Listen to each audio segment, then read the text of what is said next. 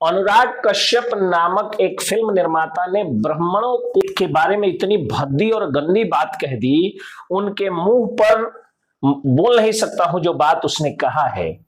ब्राह्मणों के प्रति ये घृणा कहां से आती है, इस वीडियो में विस्तृत रूप से सब पर बात करेंगे और ब्राह्मणों को क्यों इतना इजीली सॉफ्ट टारगेटेड किया जाता है इस पर भी बात करेंगे। उसके पहले मेरा प्रणाम, जय हिंद, जय बिहार। मैं हूं आप सबका दोस्त एडवोकेट एस के पंकज। जब मैं पढ़ाई लिखाई कर रहा था उस समय मेरे गांव में मैक्सिमम लड़के जो है वो 10th के बाद नहीं पढ़ पाते थे। उसके बाद एक शिक्षक आते हैं, पूज्य अमर हुतात्मा जे.एस. तिवारी उर्फ जटाशंकर तिवारी। वो आते हैं और अपनी छड़ी का इस्तेमाल करके, हालांकि अब कर्पोरल पनिशमेंट जो है वो कानून के अनुसार बैंड है, लेकिन उस समय अपनी छड़ी, अपनी कड़वी आवाज और अपनी ओजस्वी भाषणों के दम पर एक कोचिंग खोलते हैं, कोचिंग से स्कूल खोलते हैं और कोचिंग से स्कूल खोल करके और पूरे गांव में शिक्षा की अलख जगा देते हैं। जिस गांव में कभी 10th के बाद कोई पढ़ने वाला नहीं होता था, आज मेरे उस गांव में हर घर में 5-5, 4-4, 2-2, 3-3, 10-10 ग्रेजुएट्स हो गए हैं। अगर इसके पीछे किसी बड़े व्यक्ति का अगर नाम लिया जाए, किसी एक सबसे ज्यादा जिम्मेदार व्यक्ति का अगर नाम लिया जाए तो उस व्यक्ति का नाम जे.एस. तिवारी था और वो जाति के ब्राह्मण थे।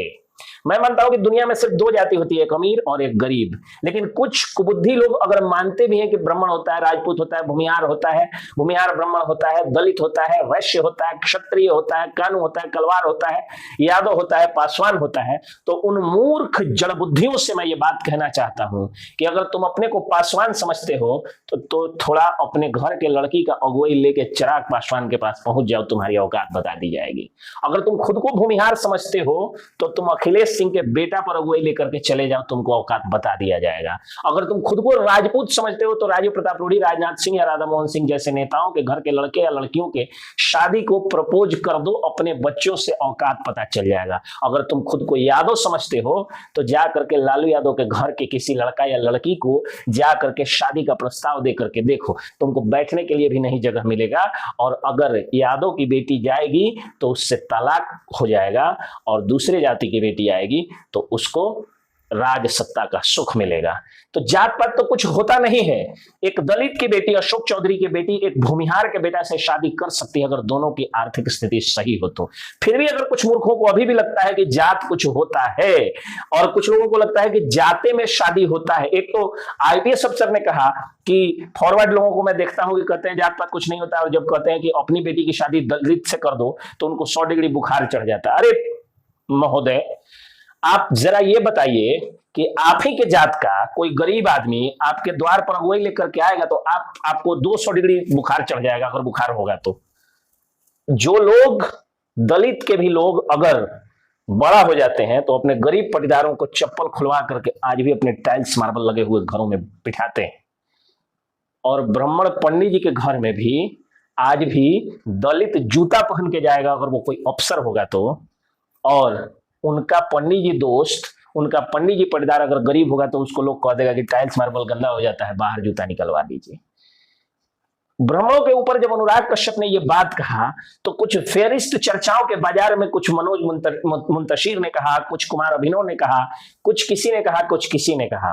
लेकिन मैं अपने जीवन में बताता हूं कि अगर मुझे बेस्ट टीचर्स में से किसी एक को चुनना हो जिसने मेरे पूरे गांव को शिक्षित बना दिया तो वो स्वर्गीय जे.एस. तिवारी हैं। और अगर मुझे अपना बेस्ट दोस्त किसी को चुनना हो जिसने एक चमकती हुई अच्छी खासी नौकरी मेरे कारण छोड़ दिया, मुझे मजबूरी बन गई थी उस नौकरी से रिजाइन देना, जब मैं वकील नहीं था, उन दिनों की बात है, तो वह व्यक्ति मेरे समर्थन में एक अच्छे दोस्त का धर्म निभाते हुए उन्होंने रिजाइन कर दिया। तो अगर वफादारी में भी कोई नंबर 1 दोस्त होता है तो वो ब्राह्मण मित्र होता है। एक और मेरे ब्राह्मण मित्र हैं जिन्होंने मुझे पूरे बिहार को जना दिया। तो कहने का मतलब ये है कि ब्राह्मण चाहे दोस्त हो या गुरु हो, हर रूप में पूज्य होता है, हर रूप में वफादार होता है। तो अब मैं कुछ फेरिस्त बताता हूं कि ब्राह्मणों को गाली देने का मतलब किनको गाली देना होता है। जब आप ब्राह्मण को गाली देते हैं तो आप बाल गंगाधर तिलक को गाली देते हैं, महामना मदन मोहन मालवीय को गाली देते हैं, आप वीर सावरकर को गाली देते हैं, आप पंडित नेहरू को गाली देते हैं, आप चंद्रशेखर आजाद को गाली देते हैं, आप दयानंद सरस्वती को गाली देते हैं, आप ईश्वर चंद्र विद्यासागर को गाली देते हैं, आप सीवी रमन को गाली देते हैं जो नोबेल प्राइज विनर थे, आप घोड़े केशव कर्वे को जो कि महिला शिक्षा के प्रबल समर्थक थे उनको गाली देते हैं, पंडित रविशंकर जो कि वर्ल्ड फेमस सितार वादक हुए थे उनको गाली देते हैं, आप आदि गुरु शंकराचार्य को गाली देते हैं, आप पंडित विष्णु शंकर दिगंबर पलुस्कर को गाली देते हैं, आप आचार्य चाणक्य को गाली देते हैं, आप पेशवा बाजी राव को गाली देते हैं, आप रामकृष्ण परमहंस को गाली देते हैं, आप मंगल पांडे को गाली देते हैं, आप तात्या टोपे को गाली देते हैं, आप राजगुरु भगत सिंह के सबसे बेस्ट फ्रेंड राजगुरु को गाली देते हैं, आप कैप्टन मनोज पांडे जो मेरे ही जिले चंपारण के रहने वाले थे उस वीर कैप्टन मनोज पांडे को गाली देते हैं, आप दीनदयाल उपाध्याय को गाली देते हैं, आप अटल बिहारी वाजपेयी को गाली देते हैं, आप श्री राम शर्मा आचार्य को गाली देते हैं जिन्होंने कहा था कि अगर रोकना है भारत की बर्बादी तो बंद करो खर्चीली शादी। और तो और जब आप ब्राह्मणों को गाली देते हैं तो हम सबकी माता स्वरूपा और नारी शक्ति की शक्ति स्वरूपा साक्षात दुर्गा के अवतार कही जाने वाली झांसी की रानी लक्ष्मीबाई के बारे में आप ऐसा बोलते हैं। झांसी की रानी लक्ष्मीबाई जो थी उनको देख करके हम लोग अपनी बेटियों को मजबूत बनाने का सपना देखते हैं। स्वर कोकिला लता मंगेशकर, गोस्वामी तुलसीदास जी और तानसेन हो या कालिदास हो, ये सभी लोग ब्राह्मण थे और इन ब्राह्मण देवताओं को हम लोग आज भी पूजते हैं। तो आजादी के आंदोलन से लेकर के सनातन की रक्षा से लेकर के और राष्ट्र की रक्षा के लिए अगर शास्त्र के साथ शस्त्र उठाने का किसी ने काम किया है तो वो ब्राह्मणों ने किया है और मेरे जो सबसे वफादार मित्र हैं वो ब्राह्मण लोग हैं। तो अब बताइए कि ऐसे में अगर अनुराग कश्यप जैसा माधर निर्माता निर्देशक, अब आप पूछिएगा कि वकील साहब आप ये गंदी बात क्यों बोल दिए, तो इसलिए क्योंकि उसकी जितनी फिल्में होती हैं, गैंग ऑफ वासेपुर में देख रहा था तो उसका एक सीन आया, उस सीन को गैंग ऑफ वासेपुर फिल्म में सिर्फ 1 मिनट देख पाया था क्योंकि यूट्यूब पर जैसे स्क्रॉल डाउन करके आया मैंने क्लिक किया तो उसमें बोल रहा है क्या एक आदमी कि तुम्हारे में कहा कीड़ा काट रहा है। रे माधव 1 से 1.5 मिनट मैंने देखा और उस फिल्म को कभी नहीं देखा। मैंने अनुराग कश्यप की एक फिल्म भी आज तक नहीं देखी है। ब्राह्मण देवताओं की पूजा सदैव से हुई है, लेकिन ब्राह्मण देवताओं को टारगेट इसलिए भी किया जाता है क्योंकि सनातन के ये लोग रक्षक हैं। तो सनातन को अगर डुबोना है तो इनके धर्म गुरुओं को, इन सनातन के जो शिक्षक हैं, जो टीचर्स हैं, जो प्रीचर्स हैं, जो प्रवचन करता है, उनको आप उनका खलनायकीकरण कर दीजिए तो क्या होगा कि सनातन धर्म स्वयं ध्वस्त हो जाएगा। और जो लोग कहते हैं ना, जिस फिल्म में ये गंदा गंदा फिल्म बना करके जो जात का जहर बोने वाले ये डायरेक्टर और प्रोड्यूसर्स हैं, ये कमीना लोग, उनसे मैं कहना चाहता हूं कि तुमको क्या लगता है कि लड़कियों को आज भी पढ़ने दिया जाता है क्या? जाओ किसी अमीर के कॉलेज में, किसी अमीर शिक्षा माफिया के कॉलेज में या स्कूल में जाकर के देखो, आज भी गरीब की लड़कियों को भगा दिया जाता है। फीस नहीं दीजिएगा, डेवलपमेंट चार्ज नहीं दीजिएगा, महंगा जूता नहीं पहनिएगा, महंगा कपड़ा नहीं पहनिएगा, महंगा बैग नहीं दीजिएगा, तो आज भी गरीबों को स्कूलों में बैठने की इजाजत नहीं है। इस देश में आज भी अमीर के बच्चे ही पढ़ सकते हैं, गरीब के बच्चों का पढ़ना दुश्वार हो गया है। तो फिर जो स्थिति पहले थी वो अब भी है। पहले एक जाति विशेष अमीर था, एक जाति विशेष गरीब था। अमीर लोग जाके कॉलेज स्कूलों में पढ़ते थे, गरीब लोगों को भगा दिया जाता था, आज भी भगा दिया जाता है।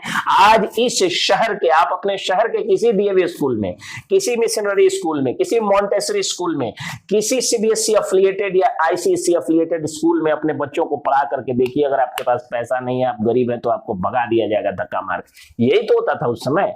कुछ लोग कहते हैं कि पहले फॉरवर्ड लोग बैकवर्ड को या दलित को चप्पल पहन के नहीं आने देता। आज भी जाइए ना किसी अमीर आदमी के या किसी डॉक्टर के या किसी बड़े व्यक्ति के चेंबर में, तो टाइल्स गंदा होने के नाम पर आपका जूता चप्पल खुलवा दिया जाता है। अब आप कहिएगा कि वो तो सफाई है, तो उस समय भी सफाई वाली बात रही होगी। हो सकता है कि उनका द्वार जो है वो गोबर से लिपा हुआ रहता होगा, तो इसलिए चप्पल जूता खुलवा देते होंगे। आज टाइल्स है, आज उस पर फिनाइल लग रहा है, तो आज जूता चप्पल खुलवाया जा रहा है। और पहले भी, अब तो आप पूछिएगा तो फिर फॉरवर्ड वो क्यों नहीं खुलवाया जाता था? क्योंकि एक जाति विशेष अमीर होता था, जो अमीर होते थे वही फॉरवर्ड कहलाते थे, वो चाहे किसी जाति के हो। आज कई राज्यों में जाकर के देखिए यादव जी लोग आज भी फॉरवर्ड कहे जाते हैं। कई राज्यों में आप जाकर के देखिए कुशवाहा जी लोग आज भी फॉरवर्ड कहे जाते हैं। तो जो भी अमीर थे उनको जूता चप्पल पहन के आने दिया जाता था। बिल्कुल उसी तरह जिस तरह आप अपने शहर के सबसे बड़े डॉक्टर के चेम्बर में जाइए, आपका जूता चप्पल कंपाउंडर खुलवा देगा, वहीं पे कोई थानेदार जाएगा, कोई इंस्पेक्टर जाएगा, कोई डीएसपी जाएगा, अगर डीएम जाएंगे, एसपी जाएंगे, तो उनका जूता खुलवाने के बजाय जो है लगता है कि चमचागिरी में लोग जूता चाट देगा। विधायक जी जाएंगे तो उनका जूता नहीं खुलवाया जाता है। तो ये जो दोहरापन है वो पहले भी था और आज भी है। पहले भी अमीरों को पूजा जाता था और गरीबों को धक्का मारा जाता था, आज भी वही है। उसको जात में हम लोग जब तक बांट करके रखेंगे तब तक गरीब कमजोर रहेगा। तब तक क्या होगा कि हर जाति का जो अमीर व्यक्ति है, जो धनपशु व्यक्ति है, वो मंत्री विधायक बनता रहेगा और गरीब का बेटा जो है वो मजदूरी करता रहेगा। अरे आज सोचने की जरूरत है कि क्या कारण है कि सरकारी स्कूलों में पढ़ाई चौपट कर दी गई। आज बिहार का एक भी सरकारी कॉलेज अच्छा नहीं है जहां आप अपने बच्चों को पढ़ा करके उसका भविष्य बना सकें। क्यों? क्योंकि सरकारी स्कूल और कॉलेज में गरीब का बच्चा पढ़ता है, चाहे वो गरीब ब्राह्मण हो या गरीब दलित हो, चाहे वो गरीब वैश्य हो या गरीब क्षत्रिय हो, चाहे वो गरीब यादव हो या गरीब भूमिहार हो, चाहे वो गरीब कुशवाहा हो या गरीब कलवार हो। सबका बच्चा जो है वो गिरगिट और छिपकली वाले खाना को खा करके मर रहा है और अमीर लोगों के बच्चे आराम से बोर्डिंग स्कूल में और देहरादून इत्यादि स्कूलों में जाकर के खूब मजे में पढ़ रहे हैं, या शहर के महंगे महंगे स्कूलों में बड़ी बड़ी गाड़ियों से जाकर के पढ़ रहे हैं। तो उस पर मैं सोचिए, आप कब तक ब्राह्मण दलित ये वो में उलझे रहेंगे। आज भी अगर आप गरीब हैं, ब्राह्मण भी हैं, तो दलितों से ज्यादा अत्याचार किया जा रहा है प्राइवेट स्कूलों में, प्राइवेट कॉलेजों में, प्राइवेट हॉस्पिटल्स में। आज भी अत्याचार किया जा रहा है। और अगर आप अमीर हैं तो आप दलित भी हैं, आप बैकवर्ड भी हैं, तो आपको सम्मान के साथ, आपको फीस लेते के साथ में आपको जो है वो चाय पिलाया जाता है, आपको पानी पिलाया जाता है, और बड़े बड़े एसी कमरों में जो है वो जो हॉस्पिटल्स होते हैं उसके एसी कमरों में आपको सुलाया जाता है। और अगर आप गरीब है तो आपके लिए आज भी टूटा हुआ खटिया रखा हुआ है सदर अस्पताल में, जिसमें 4 किस्म से ज्यादा दवाई नहीं मिलती है, और एक्सरे से लेकर के या फिर अल्ट्रासाउंड हो या कोई जांच हो या दवा लेना हो तो आपको बाहर से जाकर के कर्जा लेकर के आपको लेना पड़ता है। अब वक्त आ गया है जब जात पात करने वालों के मुंह मारिए और कहिए कि हम जात में नहीं बटेंगे, हमारी जात सिर्फ एक है, गरीब और मध्यम वर्गीय। और नेताओं को तो जरूर कहिए, क्योंकि ये नेता लोग हमें सिर्फ यूज करते हैं। अगर इस वीडियो को आप लोग ज्यादा से ज्यादा शेयर कर दिए और ज्यादा से ज्यादा लोगों तक पहुंचा दिए तो मैं सारे जाति के नेताओं की पोल खोलता हुआ एक वीडियो बनाऊंगा। भूमिहार नेता है, उनका भूमिहार आम आदमी के साथ क्या संबंध है, पासवान नेता है, उनका पासवान आम आदमी के साथ क्या संबंध है, यादव नेता है, उनका यादव आम आदमी के साथ क्या संबंध है, राजपूत नेता है, राजपूत आम आदमी के साथ क्या संबंध है। सब पर वीडियो बना के सबको एक्सपोज करूंगा अगर आप लोग ज्यादा से ज्यादा शेयर कर दीजिए। जय हिंद।